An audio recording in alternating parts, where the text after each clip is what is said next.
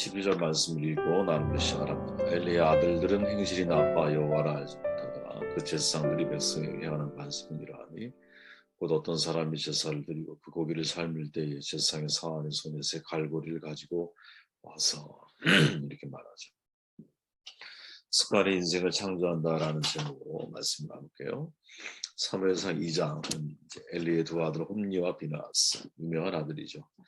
그리고 사무엘에 관한 이야기를 어린 시절이지만 대조해가면서 소개하고 있습니다. 홈니와 비나스는 나쁜 행실을 가지고 있고 성경에 있는 표현 그대로 사무엘은 어릴 때부터 성전에서 나실인으로 성장을 하게 되죠. 그것은 결국 하나의 습관이 되고 결과적으로 서로 다른 인생을 창조해 가죠. 습관이 인생을 창조한다. 흔한 말입니다.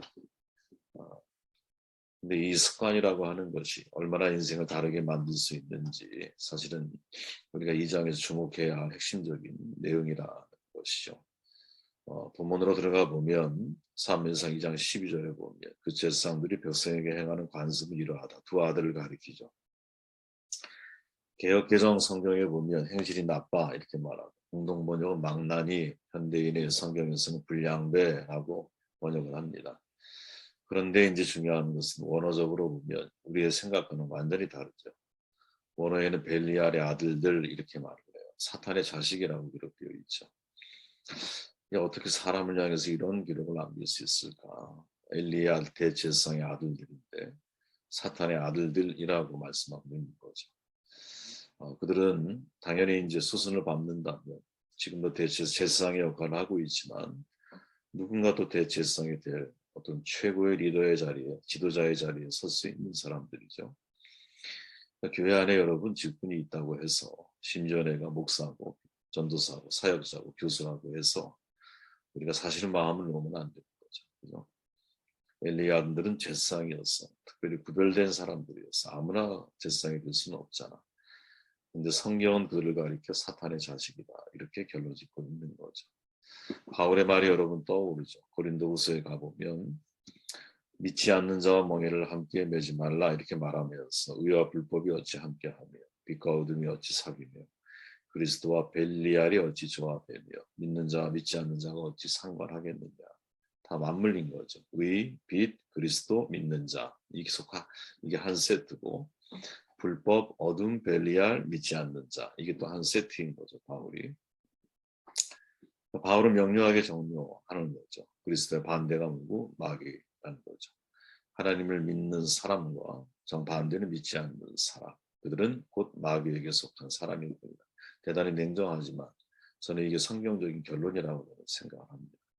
육신적으로 아무리 위대한 사람이라 할지라도 세상의 그 어떠한 곳에 내어놓아도 우리가 존경할 만한 그런 삶을 살아온 분이라 할지라도 그들은 하나님이 없으면 마귀의 자식에 속하는 것일 수밖에 없는 거죠.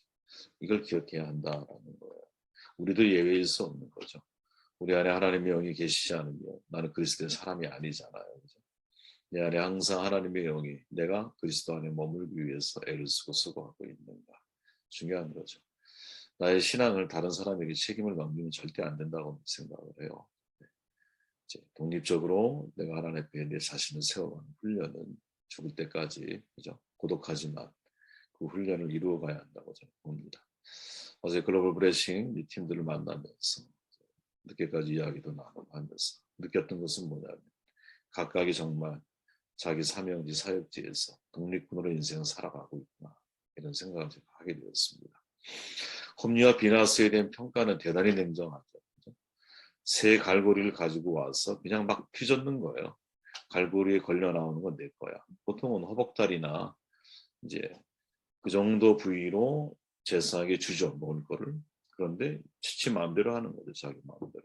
제사법 규정을 마음대로 무시하는 거죠. 예전에 우리가 이제 미가라고 하는 이제 스스로 제사장이 되려고 했던 그 집 사람들의 특징이 바로 이러한 제사법을 마음대로 정하고 절기도 마음대로 정하고 하는 일을 했죠. 근데 이게 죄가 점점 대담해진다라는 거예요. 그죠? 여호와의 제사를 멸시했다 이렇게 말하죠. 규정을 무시하는 단계를 넘어서 제사를 멸시하는 단계. 다른 말로 하면 고의적인 범죄를 저질렀다. 너무나 잘 알고 있는 부분인데 의도적으로 그런 죄를 저지르고 있다라는 거죠. 고의적인 죄를 짓는 사람들의 특징은 뭐냐? 반복적이고 습관적이고 갈수록 더 큰 범죄로 나아가는 성향을 가지고 있죠. 왜 고의로 죄를 범할 수밖에 없을까? 하나님은 알지만 두렵게 여기지 않기 때문인 거죠. 하나님에 대해서 인지 연습, 신전 의식이 점점 흐릿해지는 거야. 내가 죄인 줄 알면서 발을 딛는 거죠. 그죠? 악인의 자리인 줄 알면서 거기에 나의 삶의 보금자리를 펴는 거예요. 엘리의 두 아들은 막장을 향해 달려가죠. 그죠? 성막의 제사를 돕고 있는 여인들과 행운까지 행하게 돼요. 완전히 이제 막장인 거죠. 그러자 하나님의 결론은 야, 네가 나를 멸시했구나. 내가 너를 경멸하리라. 이렇게 하나님은 정도하시죠. 사실 이 부분은 되게 심각하게 우리가 고민할 수밖에 없는 문제거든요. 구약 성경은 죄를 고의적인 것, 부지 중에 지은 죄로 구분하잖아요. 부지 중에 지은 죄는 쉽게 용서가 가능했지만 고의적인 죄는 그렇지가 않았죠. 민수기 15장 30절에 보면 본토인이든지 타국인이든지 고의로 무엇을 범하면 누구나 여호와를 비방하는 자니 그가 백성 중에 끊어질 것이다. 이렇게 말하죠. 어떻게 이해해야 할까? 그죠? 여러분 스스로 자문해 보세요. 우리가 정말 여러분 부지 중에 지은 죄가 많을까요? 아니면 고의적인 죄가 많을까요? 저는 정직하게 저를 보면 고의적인 죄가 더 많은 것 같다. 이런 생각을 하게 돼요. 죄인 줄 아는 거죠. 하지만 사람이 보지 않고 누가 알지 못하면 숨겨진 고의적인 죄인 거죠. 그렇죠? 우리가 정말 모르고 죄를 지을까요? 사람들이? 예수 믿는다 그래서 여러분 저희들이 잘못을 저지를 때 정말 모르고 그 일을 저지를까요? 그건 좀 순진한 생각인 것 같다. 내면에 깊숙이 파고 들어가 보면 이게 어떤 결과를 만들어낼지, 사람들에게 어떻게 전달이 돼서 어떻게 관계를 깨뜨릴 수 있는지, 내 심중에 있는 내 마음을 살펴보면 사실은 고의적인 죄가 더 많지 않을까? 그렇다면 구약 성경에 의존하면 고의적인 죄는 제사함을 받을 수 없는 건가? 그렇다면 이 세상에 누가 과연 죄에서 자유로울 수 있는 사람이 어디 있겠는가? 이런 고민들을 던질 수밖에 없죠. 신학자들은 이렇게 정리해 줍니다. 죄사함을 받을 수 있는 죄, 받을 수 없는 죄의 구별의 문제가 아니라 믿음의 문제라는 거죠. 십자가 앞에서 여러분 용서받지 못할 죄가 어디 있겠어요. 우리는 믿음으로 용서의 확신을 얻어요. 행위에서 난 것이 아니고 오직 하나님의 선물이야. 그죠? 그 선물로 이렇게 되었음을 믿기 때문인 거예요. 그러나 믿음 이후에 죄 짓는 삶이 여기서 잘 탈출하기가 쉽지가 않아. 성화의 과정이 반드시 필요한 거죠. 고의적인 죄까지도 이미 하나님이 다 용서하셨다라는 사실을 우리는 믿지만 그것이 내 안에 끊임없이 죄책을 만들어줄 때 어떻게 반응해야 할까? 결국 믿음의 선한 싸움을 해야 한다는 거죠. 저는 고의적인 죄의 문제가 나에게 계속 반복이 되어졌을 때 그게 내 영성에 얼마나 치명적인 영향을 주는지를 계속 비록 반복하는 경험이라 할지라도 이 과정을 통해서 신전의식의 중요성, 영혼의 암흑길에 연결되지 않기 위한 노력을 우리는 반드시 해야만 한다 이런 생각이 들죠. 이런 반복된 죄가 사실은 제가 볼 때 가장 주목해야 할 홈리와 비나스의 문제가 뭐냐면 아버지의 말을 안 듣는다라는 거거든요. 아버지의 말을 이렇게 말하죠. 그들이 자기 아버지의 말을 듣지 아니하였으니 이렇게 말해요. 엘리가 가만히 그냥 무작정 방치하려는 것은 분명히 아닌 것 같아요. 경고를 하죠. 근데 두 아들 아버지의 말을 듣지 않아. 부모의 말을 거역하는 것이 습관인 거죠. 네. 하나님의 제사를 멸시하는 것도 나쁜 행세의 습관인데 그 근본을 쭉 더듬어 가보니 부모의 말을 거역하는 게 되게 아주 무서운 습관으로 이들한테 자리 잡혀서 있었다. 그죠? 특히 아버지의 말. 그죠? 아버지는 눈에 보이는 하나님 아니겠어요? 그죠? 부모는 어머니 말도 다 마찬가지지만 어려서 왜 부모 말에 순종하는 것을 훈련시켜야 될까? 제가 예전에 말씀드렸지만 이래서 중요한 거구나. 눈에 보이는 부모의 말에 순종하지 않는 인간이 어떻게 보이지 않는 하나님의 말씀에 순종할 수 있겠는가 하는 질문을 던져보면 순종의 중요성은 정말 수없이 거론을 해도 아깝지가 않은 말인 것 같다. 13절에 이렇게 말하죠. 그 제사장들이 백성에게 행하는 관습을 이러하다. 관습을 거꾸로 하면 습관이잖아요. 그죠? 관습은 개인을 가리킬 수 있다면 습관은 개인을 가리킨다면 관습은 공동체적인 의미로 이해할 수 있겠죠. 근데 뒤집으면 같은 말인 거야. 관습, 습관. 습관이 왜 무서운가? 개인에게 국한되지 않고 공동체로 확산될 수 있기 때문인 거죠. 그죠? 그 습관이 공동체로 확산이 되면 관습이 돼요. 관습이 개인으로 숙소시키는 습관이 되어지는 거지. 그죠? 그런데 이런 영향력을 가지고 있는 것이기 때문에 습관에 대해서 우리가 신중하게 다뤄야 되는데 홈리와 비나스에게 있어서 많은 나쁜 행실이 결과적으로 성인이 돼서 나타나는 이 현상들이 추적해 들어가 보면 아버지의 말에 순종하지 않는 것이 이들에게 있어 치명적인 결과를 만들어낸 것이 아닌가 이런 질문이 들죠.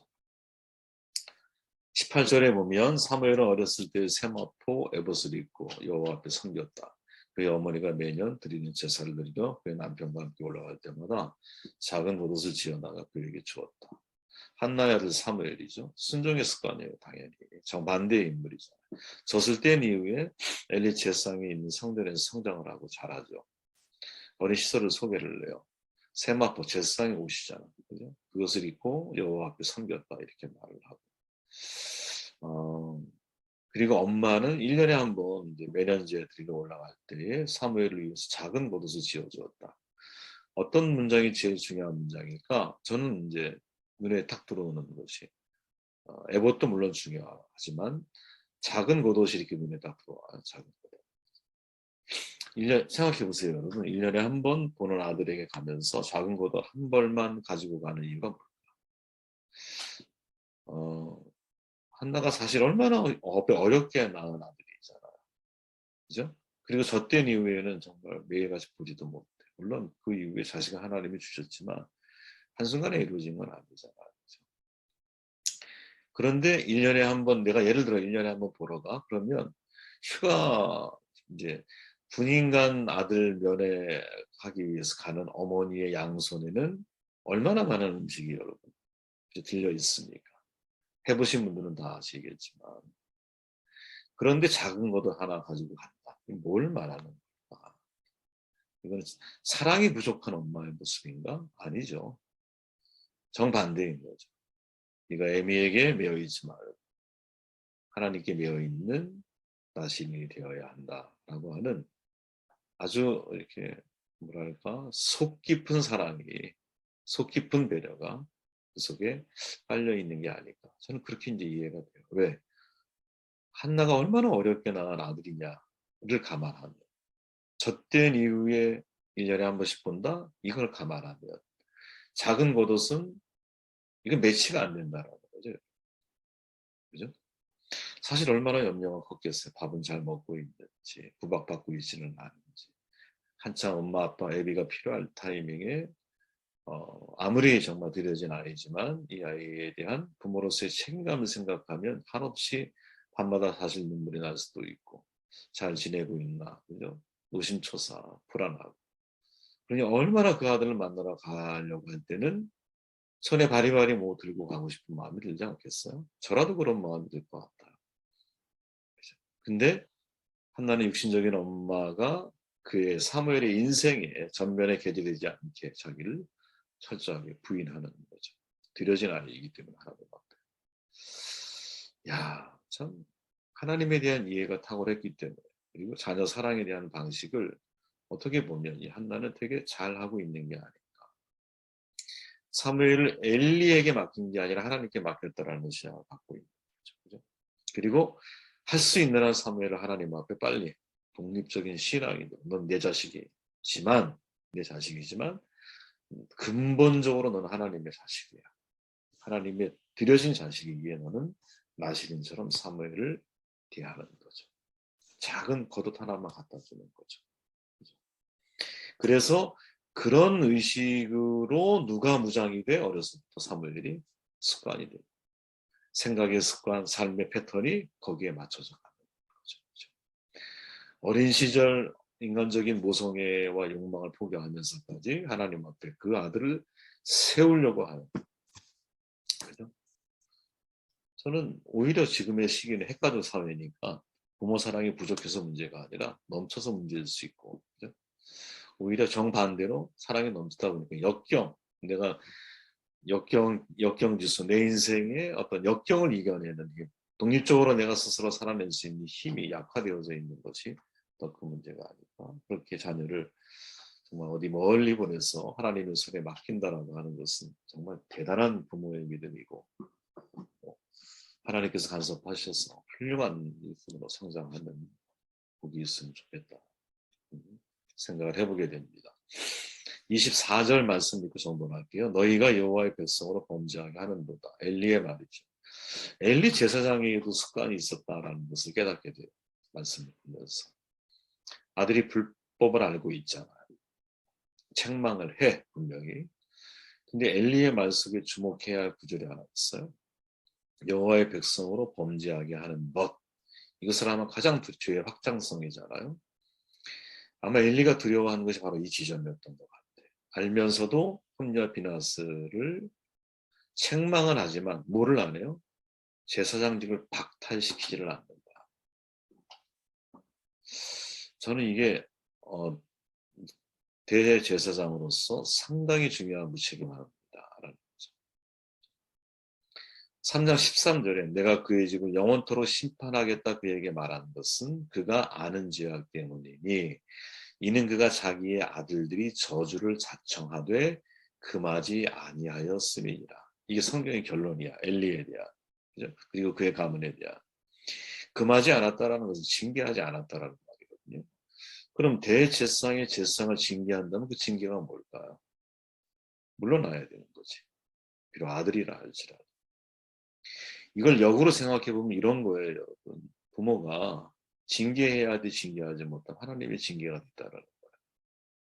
부모가 책망해야 할 때 책망하지 못하면 하나님이 그들을 책망하게 돼요. 근데 그것은 더 뭐라 그럴까요? 무섭고 두렵고 돌이킬 수 없는 때로는 결과를 만들어갈 수 있다라는 거죠. 자녀 징계는 부모에게 주어진 고유한 책무라고 저는 믿어요. 징계 없는 아이 사생아인 거죠. 아비의 징계와 책망을 통해서 자식이 옳고 그름의 바른 기준을 세워가는 거거든요. 근데 엘리의 징계는 제가 보니까 아들들을 너무 사랑했던 거죠. 그죠? 그래서 잘못인 건 알지만 책망을 해. 안 들어 패스하고 가는 거야. 단호함이 없는 거죠. 단호해져야 할 때 단호해지를 못하다 보니, 그죠? 하나님의 단호한 심판을 경험할 수밖에 없는 무서운 얘기죠, 사실은 이게. 그죠? 그렇게 엘리에게 나타나는 습관은 뭐냐? 이건 무책임의 습관이다. 심각성을 알지 못하는 거죠. 내가 아무리 대로 자식이어도 부모로서 냉철하게 정돈해줘야 할 부분을 정돈해주는, 그죠? 내가 해야 할 일, 하지 말아야 할 일, 구별할 수 있도록 그에게 성경적인 기준을 알려주는 것. 때로 백성에게도 악영향이 미칠 정도로 그의 행실이 드러났을 때, 잘못이 드러났을 때는 아무리 제사장이어도 그에게 징계를 정말 줄 수 있는, 그 징계를 그만두는 게 걔를 살리는 일이잖아요. 그렇지 않을까요? 내 자식이 그렇게 행동할 때 그 일을 그만두게 해야 얘를 살리는 일이지. 근데 거기까지 우리가 생각이 미치지 못하는. 그 결과 너무나 무섭죠. 네? 4가지 저주가 내리잖아요. 엘리 가문의 제사장직 모두 박탈돼. 아무도 안 써. 두 아들을 죽여 그 표징이 되게 하셨어요. 그죠? 태어나 엘리 가문에 이제 노인이 하나도 없을 것. 야, 이거 참 괴로운, 젊어서 죽는다. 그 가문의 미래가 없다. 집안이 물질적으로 궁핍해져서 거지처럼 구걸하게 될 것. 이렇게 물론 이것을 오늘날 그대로 수용할 수 있느냐? 이거는 뭐 또 재해석이 필요한 문제이겠지만 아무튼 이 기본적인 원리는 우리가 잊지 말아야 된다. 그래서 이런 결론을 이제 내릴 수 있다고 봐요. 인생의 승리를 정말 원한다면 습관을 바꿔야 돼. 습관을 바꿔야 돼. 습관은 철사를 꼬아 만든 쇠줄과 같다. 레이슨맨의 말이거든요. 철사를 꼬아서 만든 쇠줄은 잘 진짜 부러지지도 않아요. 해보시면 알지만 끊기도 쉽지가 않아. 너무나 잘하죠, 우리는. 좋은 습관 형성이 어려워. 살아가는 데 도움이 돼. 나쁜 습관 쉽게 형성돼. 근데 살아가는 데 방해가 되는 거예요. 그래서 인생을 바꾸려면 결국 습관을 바꿔야 되거든요. 오랫동안 어떤 행위를 통해서 나에게 쌓여있는 행동 양식이잖아요. 이건 여러분 훈련으로 시간을 두고 바뀔 수도 물론 있는데 이거는 저는 혁신적인 마음의 결단이 필요하다고 보거든요. 저는 율곡이 선생이 말한 걸 좋아해요. 혁구습이라고 하는 말을 쓰고 나쁜 습관은 단칼에 잘라버려야 된다는 거예요. 뿌리채 뽑아내야 된다. 제가 왜 여기에 더 동의하게 됩니까? 제가 저를 보면 그런 생각을 많이 했어요. 아 그래 내가 왔던 길을 되돌아가야지. 습관을 고치면 어렵지. 훈련이 필요해지. 뭐 그게 21일이든 뭐 자관 그런 기간도 있잖아요. 다 필요해. 그런데 아무튼 이것이 오랜 시간을 들여서 습관을 고치는 것도 물론 있겠지만 제가 볼 때는 단칼에 잘라서 돌이키는 게 제일 빠르다. 그죠? 네. 그냥 돌이켜야 돼. 그냥 내가 죽었다 생각하고 포기를 해야 돼. 그 문제에 대해서. 네. 제가 새벽에 일어나는 문제 때문에 수없이 많이 이제 이런 시간 저런 시간 보내다가 마지막에 내린 결론이 뭐였냐면 무조건 일찍 자면 새벽에 밤 문화 자체가 없어야 되겠구나 이런 생각을 하게 되거든요. 그 리듬이 깨지면 너무 힘든 거죠. 뭐. 단칼에 해야 되는 거예요. 단칼에. 단칼에. 혁구습 정말 옛날의 구습은 한 번에 고쳐야 됩니다. 우리가 그 일을 못하게 됐다고 생각이 되면 안 하거든요. 정돈해 봅니다. 엘리의 두 아들, 또 사무엘이 어렸을 때, 또 그 사이에서 영향을 주었던 엘리라고 하는 제사장의 습관이 뭐였는가. 그걸 가만히 묵상하다 보니, 습관이 인생을 정말 창조하는 게 맞는 거구나. 나는 어떤 습관을 마련해 가야 할까. 지속적으로 훈련을 해야겠지만, 단칼에 배워내야 할 습관도 있다라는 거. 좋은 습관이 저희 여러분들의 삶을 훈련해